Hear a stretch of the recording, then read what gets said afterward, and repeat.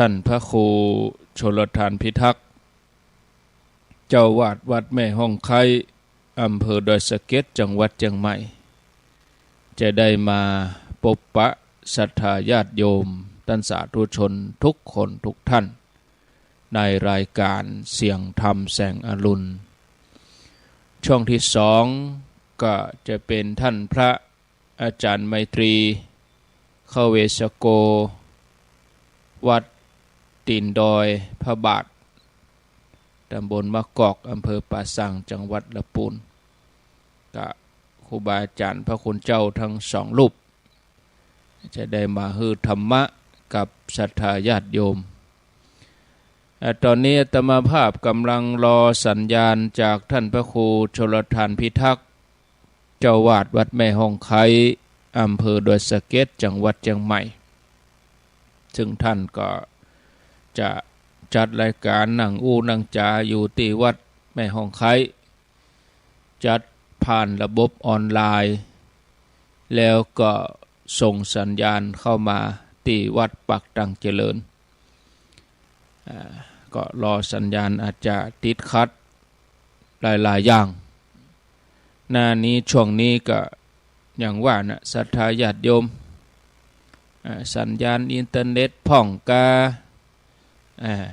ไฟฟ้าพ่องกาลมฝนพ่องกาเนี่ย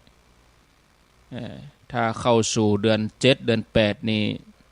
อุปสรรคก็จะมีเรื่องดินฟ้าอากาศเดือน7เดือน8ก่อนปีใหม่เมืองนี่ลมฝนก็จะรุนแรงหน่อยบางทีก็มีบะเฮ็บไม้หักลักกุดเป็นฟ้าเป็นฝนเป็นลมฟ้าแมบฟ้าห้องบางที่บางพื้นที่ที่เฮาอยู่นี่บ่มีหยังบางที่นี่ต่างจังหวัดต่างอำเภอเพิ่นก็ประสบภัยลมกาฝนกาก็ทำให้เกิดความเสียหายได้ก็กำเดียวรอสัญญาณสักกำเนาะศรัทธาญาติโยมอาตมาก็พยายามติดต่อท่านพระครูอยู่เหมือนกันก็ยังบ่ได้รับสัญญาณยังได้เตื้อก็จะอู้ประคับประคองเวลาไปจนถึงเวลาประมาณ5:10กว่านาทีนี้ถ้าท่านพระครูเพิ่นบ่ได้มาเข้ารายการก็มาละท่านพระครูเพิ่นมานิมนต์เลยครับขอแตบใต้ไวสาได้ปุญญาปารมีธรรมของพระเถรานุเถระเจ้าคณะพระสังฆาธิการจุดจุองค์ที่มีสมณเมตตารับฟังรายการอยู่ยังวัดยังวาขอความผาสุกในธรรมจงมีแก่บรรดาพี่น้องศรัทธาตายกตาญิกาหนุ่มน้อยใจยิงตั้งหลายจุผู้จุคนที่รับฟังรายการอยู่ยังบ้านยังจองเลือกสวนไร่นากามเขตประเทศบ้านเมืองเมืองฝายวันนี้เฮาท่านทั้งหลายก็ได้มาพบกันแห่มวันหนึ่งก็ถือว่าเป็นบุญอันใหญ่หลวงที่เฮาท่านทั้งหลายได้มีโอกาสมาพบกันในภาวะของปัจจุบันนี้นั่นก็ปะกันวันนี้ก็วันศุกร์ที่4เมษายน2568ก็ใกล้ จะวันศีลให้เหมาะวันผูกก็จะวันศีลละวันนี้เดือนออก7 ค่ำก็ในทางพระพุทธศาสนาของเฮาทั้งหลายเมื่อมีการมีงานมีอันใดอันหนึ่งที่เกิดขึ้นกับบ้านกับจองกับชุมชนเฮาทั้งหลายก็มักจะได้ช่วยเหลือเฟื้อเฟื้อซึ่งกันและกันในการที่จะประกอบกิจกรรมของแต่ละท่านแต่ละคนมาโดยตลอด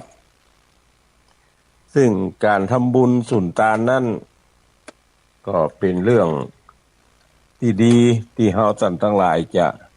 ต้องได้ช่วยกันทำเพื่อตัวเก่าส่วนหนึ่งทำเพื่อชีวิตอื่นส่วนหนึ่งในการทำบุญสุนทานนั้นก็จะทำกันโดยตลอดเมื่อสุขที่ผ่านมา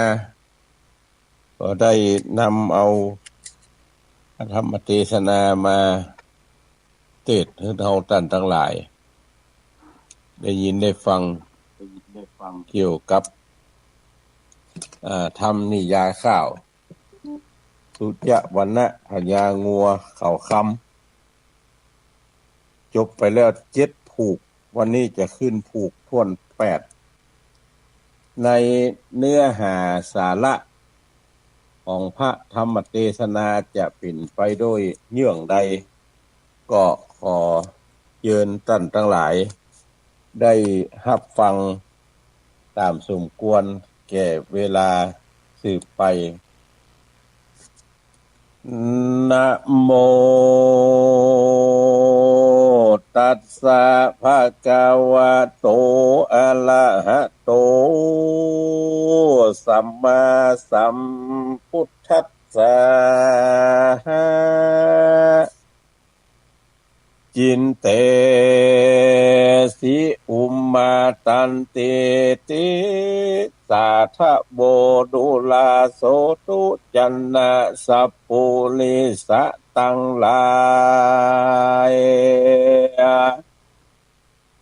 ได้ฟังธรรมนิยายแต่เก้ามาถึงเล่าติดตามส่วนอันว่านางอุมมาป่าไม้กะนิ่งออกได้ลำเปิงไปว่ากูขับใส่กว่าแสงว่าต่างมายาโดยแท้หลอนเว้นแว่ได้สร้างบ่ลางภาคกลางไปไกลเตียงใดนอนในภาษาทกับนงนาดกูนางจะและว่าอันแล้วนางแก้วก็จิ้งกล่าวว่าปุริโสดูกัตตาผู้ใจใจบาดใจฮึกหยาบเรือการโป้นพมานล่ำหมอกเจ้าจุ้งออกเสาะหายังมิกาในป่าขี่มาล่าในดงปุ่นเตอเมื่อหัวตีแต่กี้เจ้ากูนี้ขอกินยังวาลินคือน้ำคาน้องจันก็ฮื้นนายขอดเจิงใจแผ่นพาลูกพระเจ้าฟ้าดีใจป้อยบอกไปในดือดานบ่ปิกเมื่อบานเรือนโตนนั่นจะดูกันรามานะว่าเฮ้ยหนุ่มเนา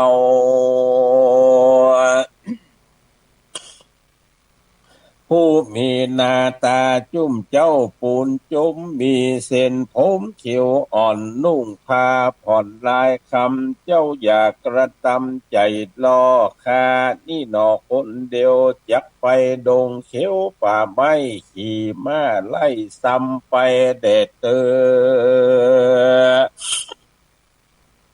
พญางัวป้อกาก็ไปแอวล่าหากินหลอนได้ยินเสียงเจ้ากลัวต้านเข้ามาโจ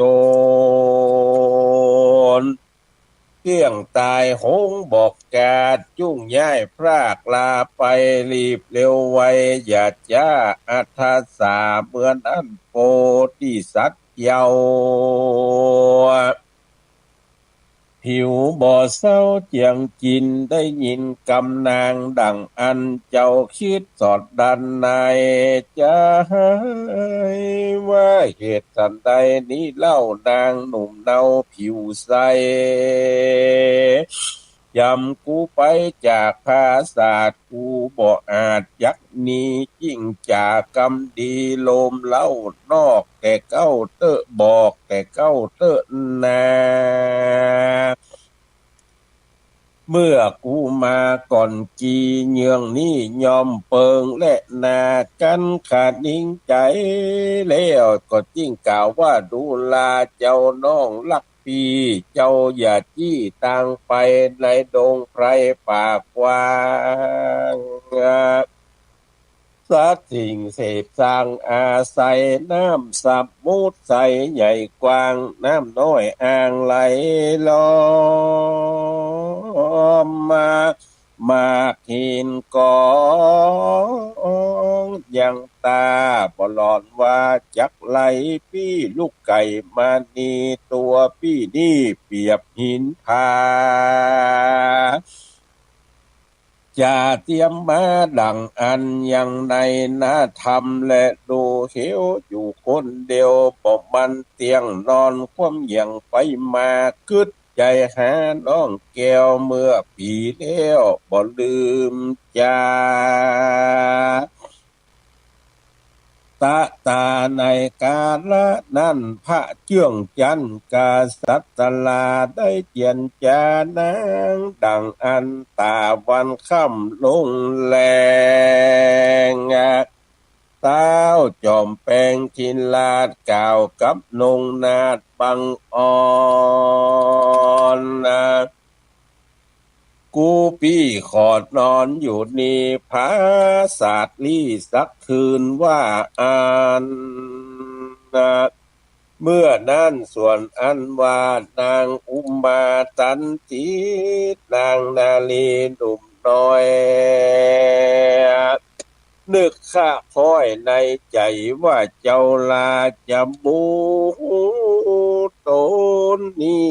ก็จักจองจี้เป็นกรรมเวรไว้ยอเกณฑ์ไว้ยอเกณฑ์แต่จากก่อนมันบ่ห่อนไกกา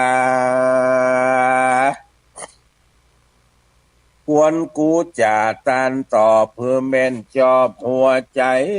เมื่อนางขัดดิ่งในสันนี่แล้วนางน้องแก้วก็จิ้งเจียนจาซึ่งกษัตริย์ลาผ่องเพวว่าคาเดชเจ้าโตนแก้วท่านลงบุญพีว่าเจ้ายังหูคุณดีวิเศษจบทลายเป็ดสะปุริสาอาจสมัทธากตำใดเตนแต่ใจถึงบุญแล้วก็มาพาโกตนแก่คาอันนั่งอยู่ทาบัดเดียวนี่เตอ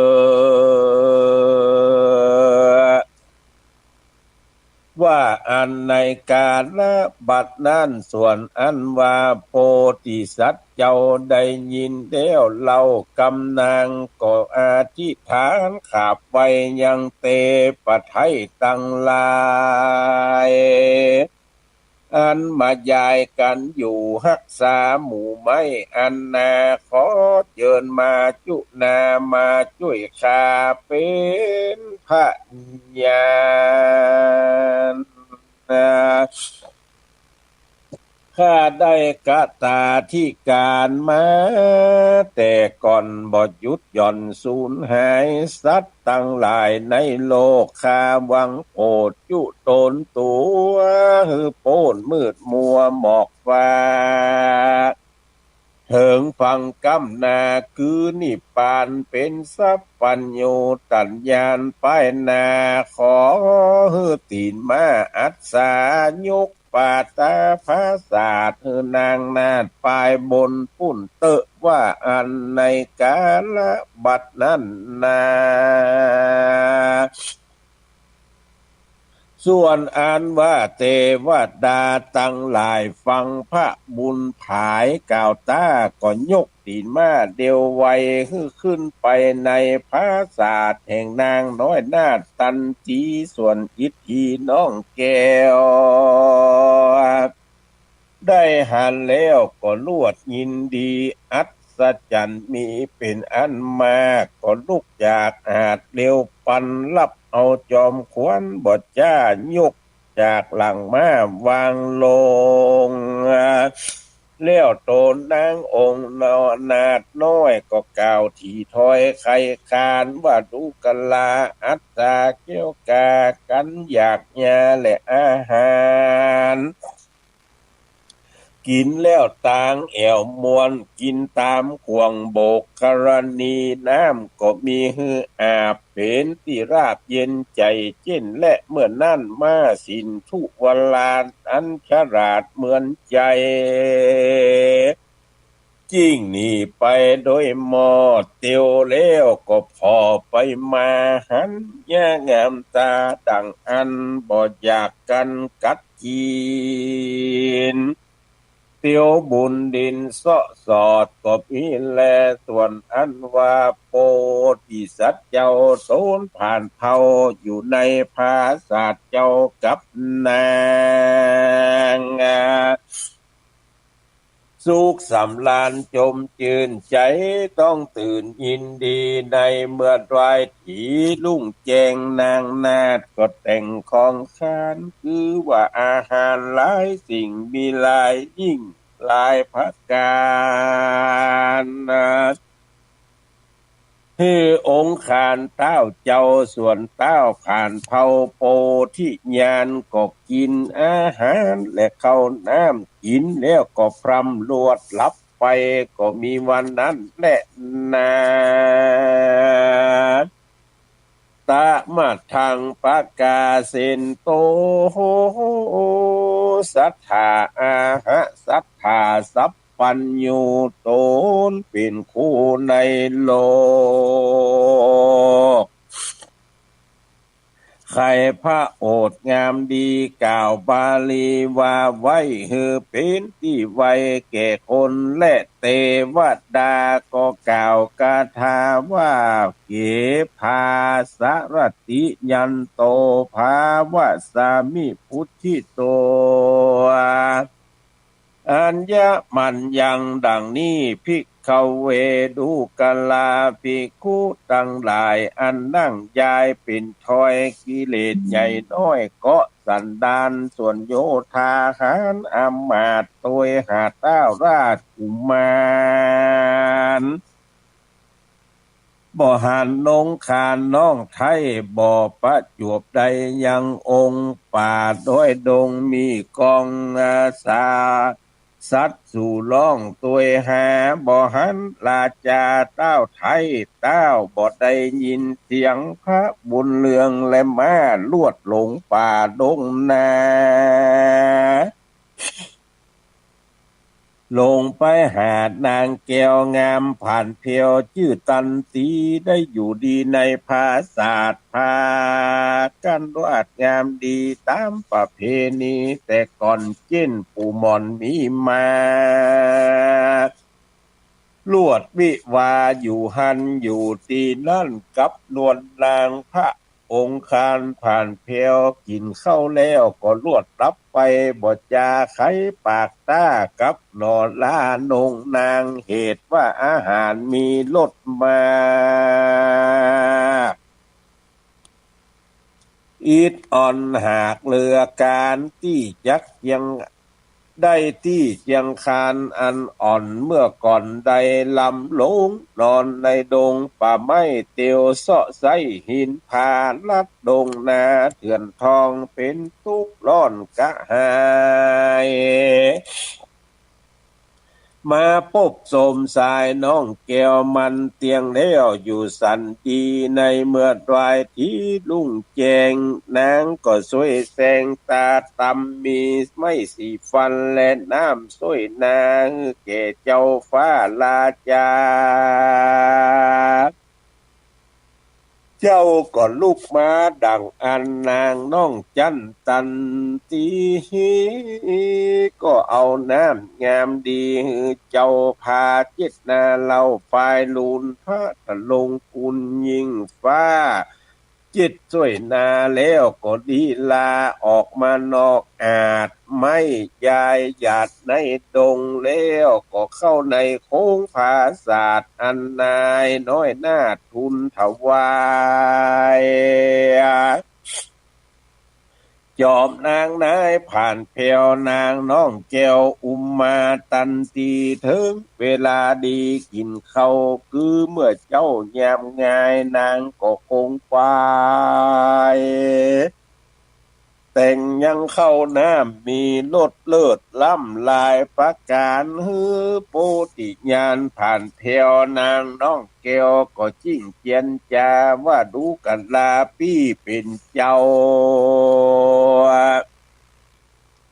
เจิญกินข้าวกินอาหารฮือสำราญเตอะเจ้ากินเลี้ยวเหล้าฮือมีแหงนางน้องแต่งแปลงบ่จางบ่มีลายอย่างลายประการในดงดานป่าไม้บ่จางเสาะไส้ไปหากินเตอะผาตาเจ้าพี่อย่าว่าอันอีไปลายถึงยามฝ่ายมาลอด กินเตอะเจ้ายอดคนงามเมื่อนั่นพระองค์คานผ่านแพวตอบน้องแก้วอุมมาตันตีว่าสายสะลีเฮ้ยน้องพี่อยู่สร้างที่ในดงมีต้นตะดงเครื่องยองลางอ่อนน้อมดีลา เหมือนเทวดาพรากฟ้าเหตุใดว่าจิ้งจำตัวองค์คำคาปีกินอยู่นี่ผู้เดียวนั้นจาขอเชิญธิดาน้องเนามากินเขาตัวกันพี่ว่าจอมขวัญบอกกินดังอันตัวพี่จันก็บอกยินยอมแม่นจักผอมและเหี่ยวแหงบอกใจพี่แกงเจียนจา ส่วนเมื่อด้านนานางแก้วได้ยินแล้วตอบองค์คำว่าถ้อยคำอันเจ้ากล่าวเจ้าพี่บ่าวหากเหาะใหญ่กินกับไผว่าอันเมื่อหัวตีนั้นกินคนเดียวเจ้าตาเขียวบ่อ่างล่องสาวขึ้นข้างกินตัวตามเจ้าสีสวยก่าวแก่กินคนเดียวแต่บ่พอลำฟังบ่ทันกำเจ้าขัดดิ่งเดียวเล่าบ่ปะในกินเตอะสายใจผ่านแผวกินเข้ากะเจ้ากินแล้วน้องกินเมื่อยามลูนข้าได้หนุนร่วมเจ้าน้องเนาหากยินอายนางสมสายนาฏไทยกล่าวจะใจลายกำที่นั่นเต้าองค์คำผ่านเผาก็ได้ยินกล่าวเจ้ากล่าวว่าดูกันลาเจ้าผู้หนุ่มเนาสมตายมากินตัวใจเตอะเจ้าปีนี่เล่าบ่ถือกรรมบ่เป็นสังเดอเจ้าเจิญรีบเข้ามาปันนางจอมขวัญจุ่มย้ายบ่คดค่ายเข้าหาเจ้าเอาวัดทาห้อยบ่ากล่าวเจิญเจ้าฟ้าจุ่งกินกันจอมละลินกินแล้วก้อยผ่านแผวลงดินห้างขัวกินเครื่องแง่เข้าสู่ป่าดงนาตามพาธนามักไฟแดดตัว วนอันว่าโปธิสัตว์เจ้าผิวบ่เศร้าเลืองไหลได้ฟังสายใจน้องไทยจำเข้าป่าไม้ดงดานพระทะลุญาณบ่สะต้านบ่ผ่านญาณเย็นขานเข็นขานลวดลูกไปตามเงียบใดกำแขนนางหนอไทยแล้วก็จักจุงจวนมาว่าสายธิดาเจ้าปีลูกจากที่นี้เตียวไปอย่ากลัวใจพี่ไทยเจิญจุ่งใดมากินเจิญมาจิ้มเนื้อเจ้าไปกินข้าวตัวยกันองค์จอมทันผ่านเพวปาน้องแก้วมากินพระนเรศนาเจ้าจ้างก็กล่าวอ้างกำดีว่ายอดนาลีแวนฟ้าแต่นี่เมื่อนาดีดีจุ่งอยู่สวัสดีเตอเจ้าอย่าได้โศกเศร้าสักอันเขาของเงินคำเตียงเต้าไหลหลังเข้ามาหาอย่าจะลาแก่เท่าจุ่งอยู่สุขีไฟเฝ้าร้อยขวบเขาเป็นเด่นเดเตอว่าอันแล้วนางน้องแก้วสายตาก็เข้ามากินข้าวนางน้องเนาก็ยินละอายนางสมสายน้อยอ่อนบ่เหมือนแต่ก่อนมาล้างเตื้อนางกินก่อนล้างเตื้อผ่อนโถยลุนเหาะหยอกศูนย์อิงอ้อยเหมือนเด็กน้อยเล่นกันก็มีวันนั้นแล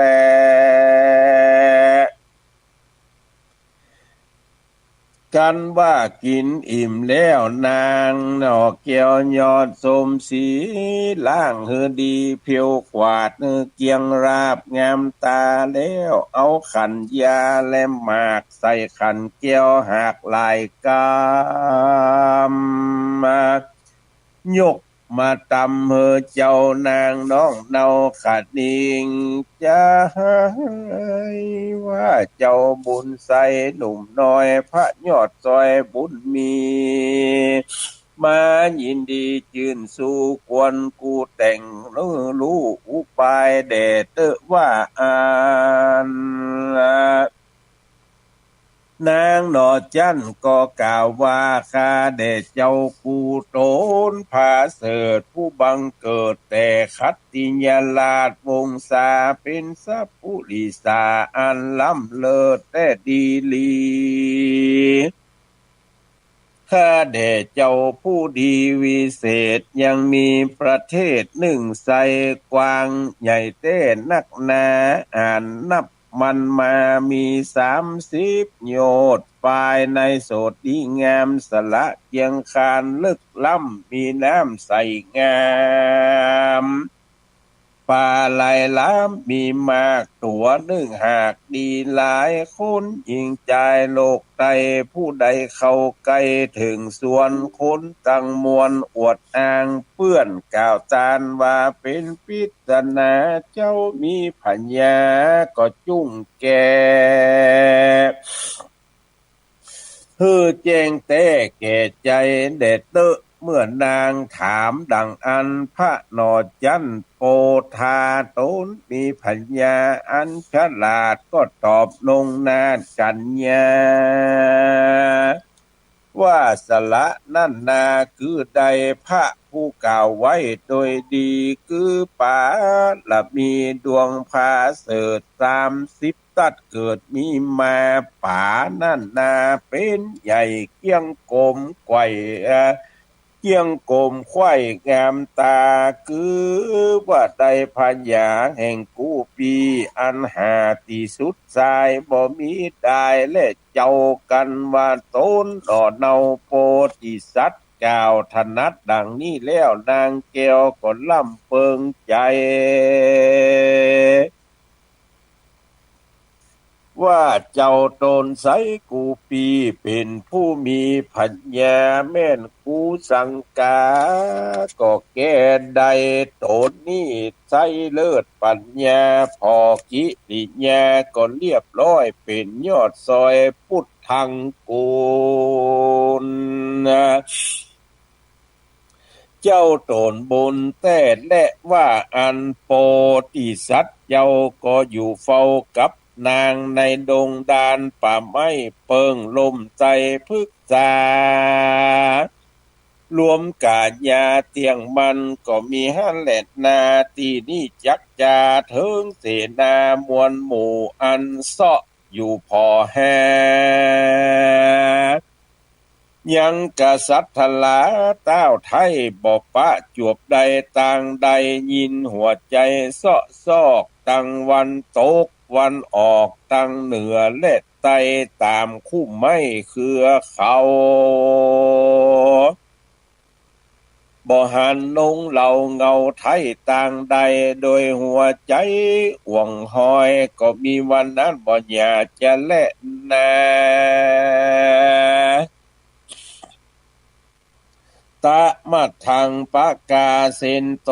เมื่อนั้นพระพุทธเจ้าตนเป็นปิ่นเกาติโลกาจารย์สำแดงอย่างนิทานมาหือแจงพระยิ่งแสงติสนาเป็นกถาวา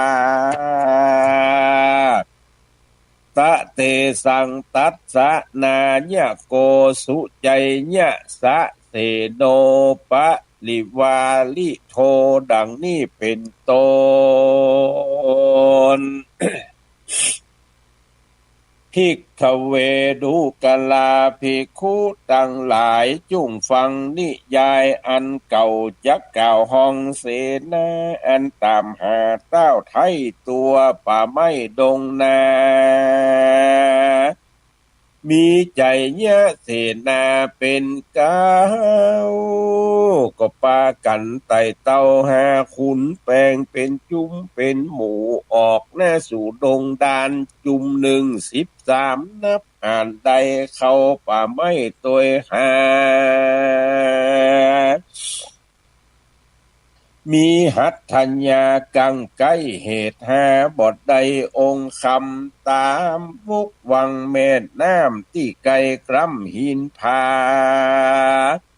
บ่หันลาจาเต้าไทยเสาะตังเหนือและไตก็บ่ปะหันไหนแม่นที่ไ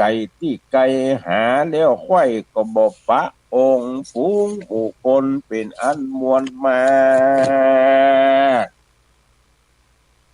ทุกภาคจากเจียนจาทงโศกาโศกเศร้าปากันต้องเต้าเตียวมาใจเนี้ยเสนาผู้เฒ่าอันเป็นเก้าแก่เสนาตั้งหลายเต้าบุญภายต้านเจ้ากล่าวแล้วเล่ากับเสนาว่าดูกะลาฟูหมู่จุมเหล่าจักอยู่ฮืดดีเข้าน้ำก็มีก็เสียงหมากเมียงก็หมดไปจักซื้อหาไหนก็บอดใดของเครื่องใจก็บอดใดตื่นผ้านุ่งขัวผืนก็บอดใดถ่ายยินนายก้อยขะสันเราก็เอากันปิกปอกสู่บ้านนอกเมืองเราก่อนเตอะตะตาในการละยามนั้นฝูงหมู่อันเสนาก็เจียนจากันดังอ่านนะจาแม่นมันเป็นข่าวส่วนเทวดารักษาป่าไม้ได้ยินเสนาใจใครคานก็เรียกหาลีปนปานเปล่าตานจักปิกปอกบ้านเมืองตนจิ้งไปบันดลบอดจ้าผู้เป็นหัวหน้าใจยะเสนาบ่ฮึกขัวภัยยาเกิดไกลกับต้านไทยราชาโตนเป็นปิตา โตเจ้าป้อเจ้าองค์หน่อเนากุมารส่วนคนหานแก้วกาพร้อมจุนามาถามด้วยกำงามว่าไว้กรมขับไว้ใจเนี่ยเสนาว่าข้าเดชเจ้านาอยากกาปูเทาเสนาเก้าใจญาว่าเรานี้นาหาบทใดยังตานไทยกษัตริย์ลาจักเนียดังดือจาว่าอันเมื่อนั่นนะใจเนี่ยเสนาก็ใครว่าตาบอกกล่าวว่ามีเจ้าบ่าวตั้งหลายเราจักพงควายหาเจ้าเขาและน้ำก็บ่มีกินแม่นจักเตียวดินปิกปอกไปสู่บ้านนอกกามาไปไว้สาเต้าเงาเต้าเกียรติเล่าโกธาเตี้ยงมีอาจยาขาดจักเอาดาบกามาตัดคอ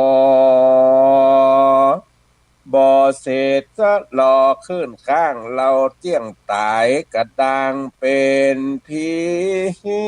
ยะและนาเหตุดังอันกวนเรานั้นจริงกับเมื่อไปแฝงเฝือฟู่ตานเข้าสู่บ้านวงศา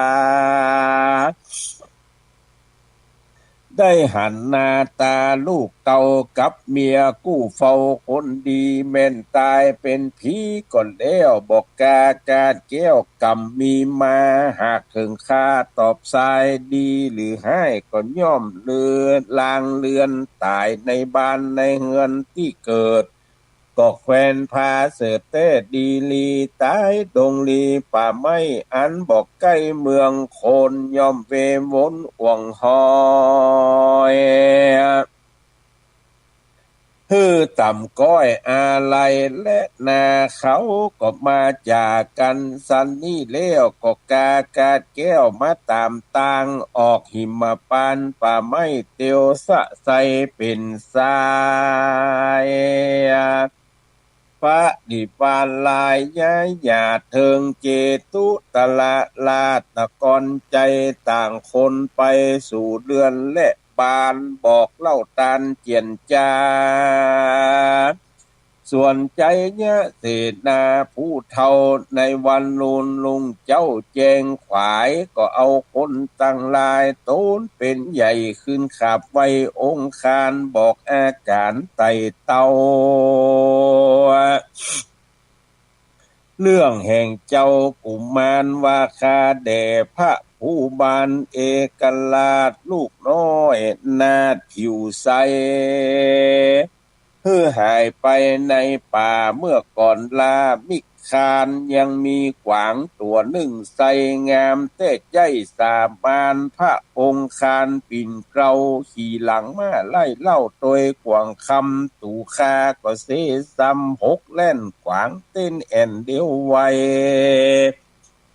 บอดตันในสักหยาดส่วนเจ้าน้อยนาดนงคานไล่ตัวกวางไปบอดจ้าบอปอกนาไหวกับคืนตูก็ยิงปืนตัวป่าไม้เฮลูกเงาไทยได้ยินพระนลินเจ้าฟ้าบอปีกปอกนากับมามหาราชาเต้าไทยเจิญดูใจปาตาภัยญาแก่ผู้ค้าอย่าฮือขาดหน้าเมื่อมอนแดดเตอะเมื่อนั่นส่วนอันว่าป้อองค์คำได้ยินกำดังอันตานคิดตอดดันขัดดิ่งไปว่าลูกชายใจป้อนี้ตั้งแต่กี่เมื่อหลังจะเป็นที่จังของไพรน้อยคาคอยหมู่มนทีเสนาบดีเลื่อลั่งการดังอันก็บ่ล่างว่ามีขอกำดีจะเจียวข ขอไว้แล้วซึ่งอินทรีย์กาว่าเขาตีและเขาคาฮือลูกลากูตายบ่ลางมาถวายขับไว้ในที่ไกลตนกูจะได้กันขัดดิงใจดังนี้แล้วตนผ่านเพียวเอกลาจาก็มีวาจาใครกล่าวว่าดูลาเจ้าหมู่บ่าวเสนาล้อนเหมือนตานจากล่าวตานอย่าสะต้านอันใดการอภัยภายโปรดบ่ฮือมีโทษสักอันและต้านเฮยโดยแต่เล่าลูกเจื่องเจ้านงเยาสมเปิงเป้าอ่อนอ้อยหน้าเรียบร้อยเปิงกวนบ่มีไผมาจวนสักผู้หากมีใจสู้ขอไปบ่ใจไผหลอกเป้ามาลบเล่าบ่มีนามาขออนุญาตแล้วเล่าเราเป็นเจ้าบ่ฮือลูกไทยตามใจลูกก็ไปแอวเล่นใจตื่นเต้นรำมันนาพร้อมด้วยเสนา10,000นาจ้วยจื้นเป็นปฏิวานเข้าสู่ดงไพรพนาป่าไม้และก้อนไก่ไล่ตัวกวางบ่หันกุมารลูกน้อยสู่อย่าได้ต่ำก้อยกลัวเราเตอะเปื้อนเฮยตะตาในกาลยามนั้นตั้งเสนาและอำมาตย์มีมากมวลก็ก้มกราบนวลอำลาก็ไกลกาจากภาศาสตร์เมื่อสุขาวาสไผมันก็มีแลโสลาจาโนส่วนพัญญาเอกลาชก็เรียกนางนาไทยมาเฮสีคือนางเตวีมานั่งไกลแล้วต้านไทยก็เจียนจาว่าดูลาเตวีเหยพี่เจ้าฟังเฮอที่เล่าวัจนาส่วนว่าบุตรตาลูกไทยเข้าป่าไม่หายโหน ฝูงโมเลปนไพร่ฟ้าเสาะสอดลาบ่หันในห้อยตีนมาเตรียมใจอยู่ตั้งใดก็บ่หันเล่าลูกลักเจ้าแม่เตวีจักตายเป็นผีก็บ่รู้ใดกูปี้ไทยก็จนปัญญาสาเตวีส่วนนางเตวีนาไทยได้ยินเจ้าที่ไว้ผัวควรเล่าไข่ปันดังอันนางแม่นั่นก็มาโศกอดน้ำตาบ่ได้แม่ร้องให้เววอนตีอกโทนล้มตาวดินดะดาวไปมากันว่าพระราชาเป็นเจ้าภิว่าลูกเต้าหากตายไปบ่ทรงสา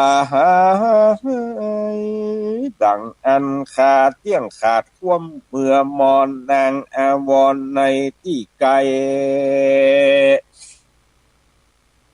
เนบบาทไทยราชาส่วนกัญญาหนุ่มน้อยนาชื่นจ้อยตั้งมวลนางเรือนหลวงภาศาสตร์บ่อาจจักทะลงต้นอยู่ใดก็ร้องให้เต้าไปมาเหมือนว่าตาลมใหญ่ปัดไม่ไผ่เต้าลงนอนว่าอันก็มีวันนั้นบ่อยากจะเล่นนานิทิตาขีญะอันกล่าวแก้ไขยังสุจจะวันนะกุมารผูกทวน8อันนางร้อนแลกเวลาฟังพญาเป็นเจ้ายักษ์โลมเล่านางเตวีผูกเก้ามีปลายนาขอต้านตั้งหลายจุ่งโอดอยู่ท่าฟังไปกด8ผูกทวน8จบเต้าอีเต้านี้ก็บังโกมโสมเลศโส สดีท่านพี่น้องศรัทธาพุทธบริษัททั้งหลายก็ได้พากันฟังพระธรรมเทศนาอันชื่อว่าสุจจวรรณะพญางัวเข่าคำอันราชบุตรลูกเต้าของพญาขอไปเอี่ยวในแพะในป่าเพื่อไปล่าสัตว์พญาก็ฮื้อไปตามคำขอเจ้าก็ลวดโตยกวางแล้วก็ลงหนทางไปสู่ที่อยู่แห่งนางดังกล่าวก็ไปปะกันกินข้าวกินน้ำก็อยู่ด้วยกันหั่น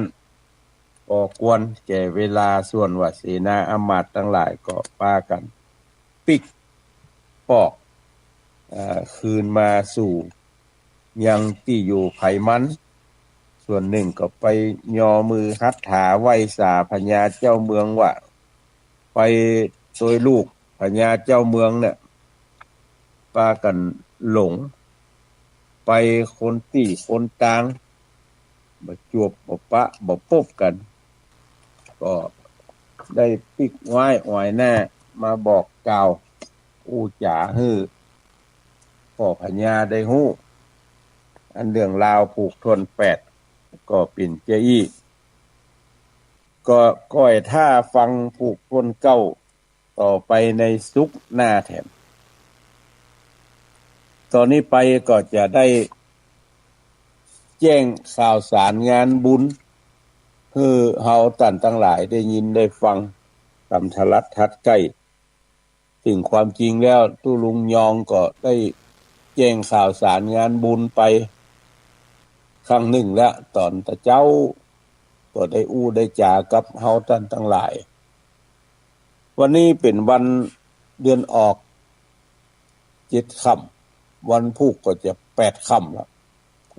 เดือน7ออก8ค่ำวันพุธวันฮือกับวันจักรีเป็นวันอาทิตย์แล้วเพิ่นก็จะปิดราชการ 2-3 วันไปเปิดทำกรรมก็พุ่น8 9 10 11เหลือนั่นก็ปิดยาวไปแถมในเทศกาล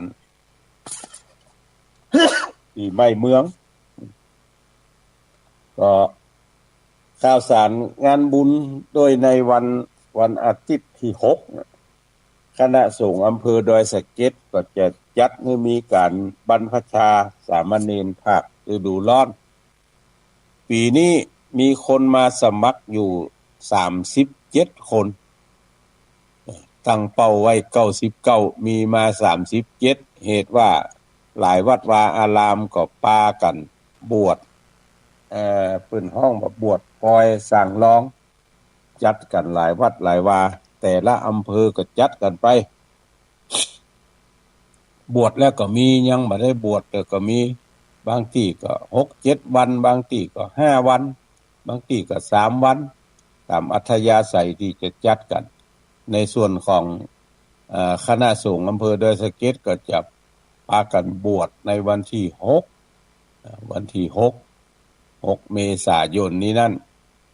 แล้วก็ข่าวสารงานบุญแถมหลายที่หลายตังเดือน7เพ็งนี่ก็พี่น้องทั้งขุนลาวพี่น้องขุนลาวเวียงปะเป้าเชียงไฮ้9โมงเด้อท่านพระครูโกศลชัยธรรมจะพร้อมโดยศรัทธาจะจัดให้มีการทำบุญประเพณีส่งน้ำพระธาตุของวัดขุนลาวตำบลแม่จีดีใหม่อำเภอเวียงปะเป้า9โมงแล้วทีนี้ในเวลาบ่ายโมงก็ตั้งบนดอยเทพเสด็จที่วัดแม่ตอน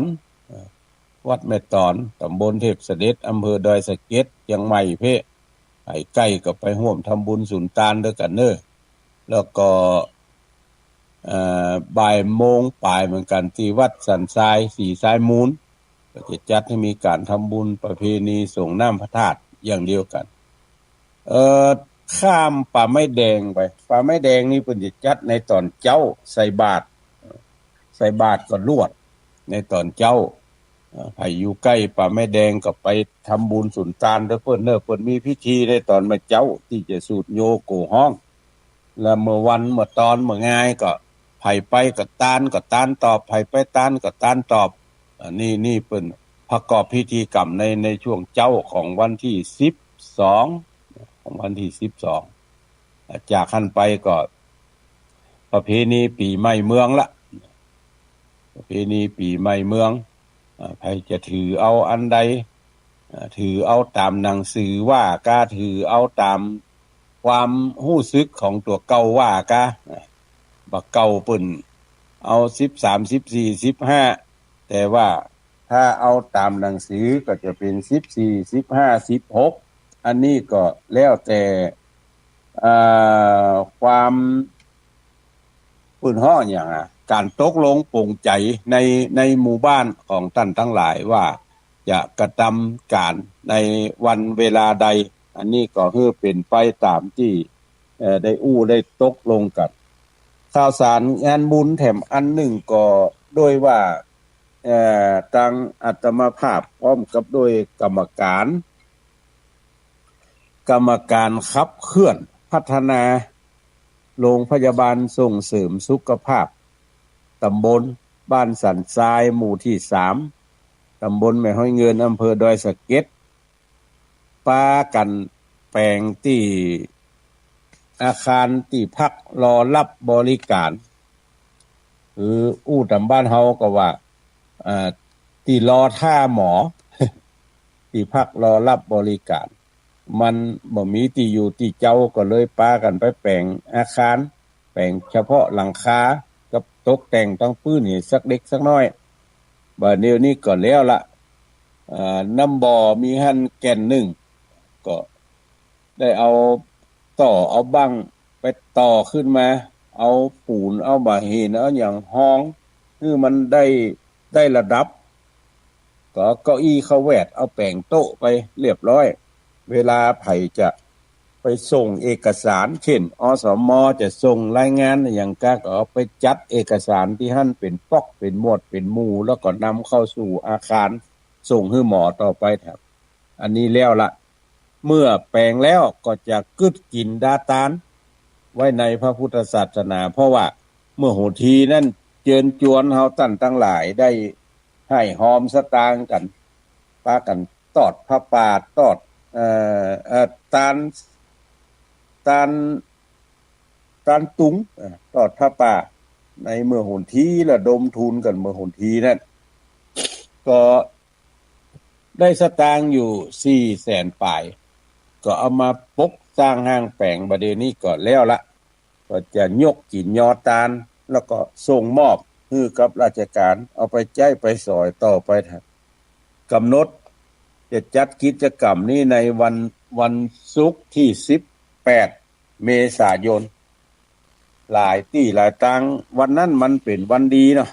เป็นวันเดือน7แฮม6ค่ำวันเดือนแฮม6ค่ำเป็นวันดีหลายที่ก็จะจัดงานกัน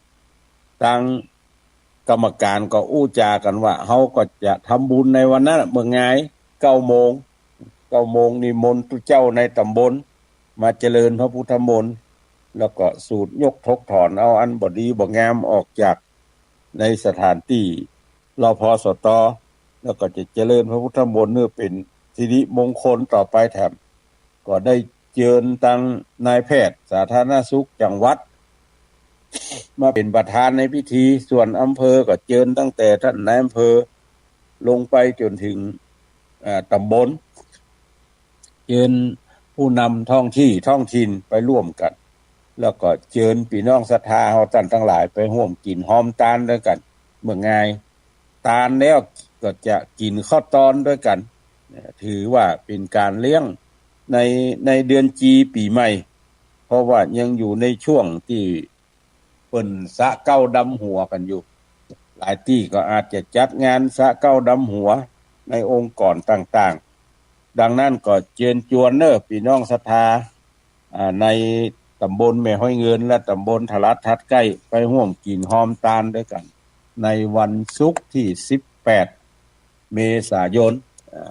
กินข้าวงายแล้วก็จะกึดกินดาตาลด้วยกันแถมงานหนึ่งก็คือที่ห้องสมุดอำเภอดอยสะเก็ดห้องสมุดประจำอำเภอหลายต้านก็ว่าสมัยนี้ยังมีอยู่กับห้องสมุดมันจะมีไผไปอ่านวะยังมีอยู่เนื้อตันทั้งหลายมีคนไปอ่านหนังสืออยู่ไปพักผ่อนไปอ่านหนังสือเอาละอ่อนไปเอาไปเล่นแล้วตัวเก่าผู้เป็นผู้ปกครองก็ไปอ่านหนังสือในห้องสมุดประชาชนประจำอำเภอดอยสะเก็ดก็ได้ไปเป็นเก้าเป็นกันเจ้าหมู่เจ้าจุ้ม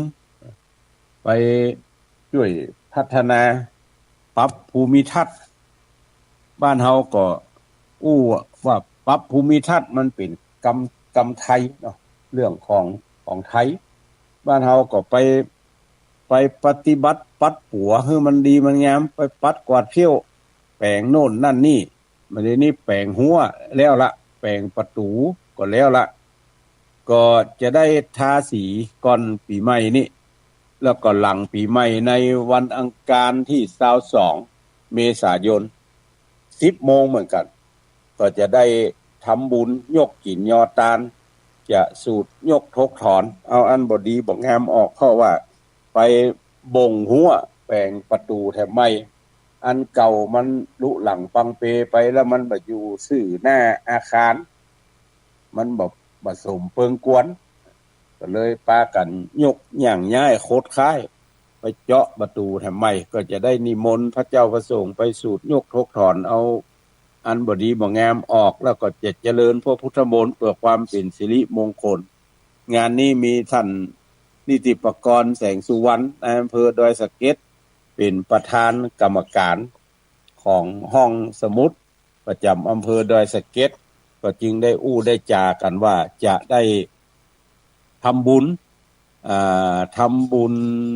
แล้วก็จะส่งมอบสิ่งปลูกสร้าง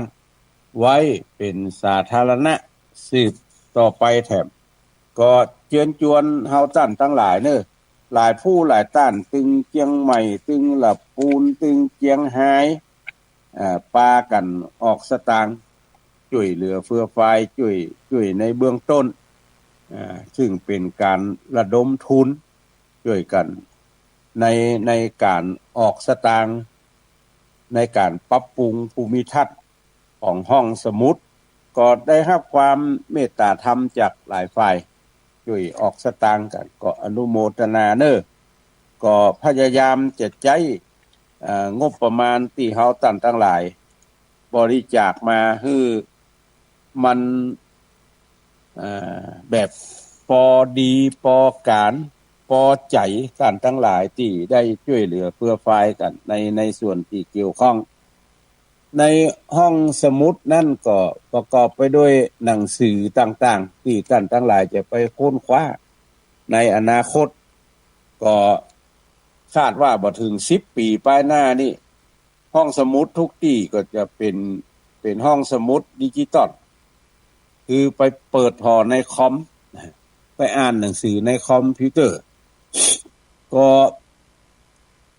มันจะเป็นไปตามยุคตามสมัยที่มันจะต้องเกิดขึ้นอย่างเฮาท่านทั้งหลายถึงวันเนี้ยแต่ก่อนนี้ไปโรงเรียนนี่ปโทธัมโมสังโฆเปิ้หนังสือไปเป็นปโท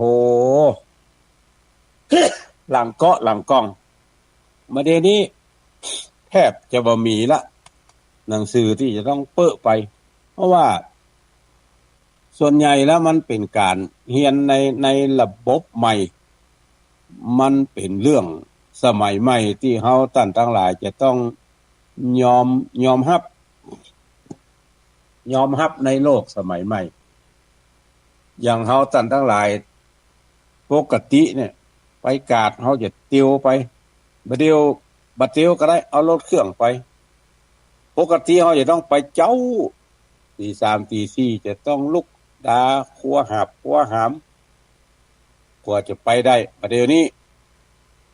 5 โมงครึ่งนี่ถ้าเฮาดาครัวหาบครัวหามไว้แล้วไปตันอยู่5 โมงครึ่งเอารถเครื่องไปกำเดียวอย่างคนบ่เก่าว่านะก่อนนี้จะไปไหนนี่ต้องไปนอนห้างนอนแฮมกว่าจะได้ปิกนี่โอ้เสียเวลาหลายที่กว่าจะปิกนี่ไปปิกนี่โอ้ลำบากแต่ว่าสมัยนี้กินข้าวง่ายบ้านเฮาเนี่ยไปกินข้าวตอนลำปางบ่ก็ได้ไปกินข้าวแรงพะเยาบ่ก็ได้มันไปมาสะดวกเพราะนั้น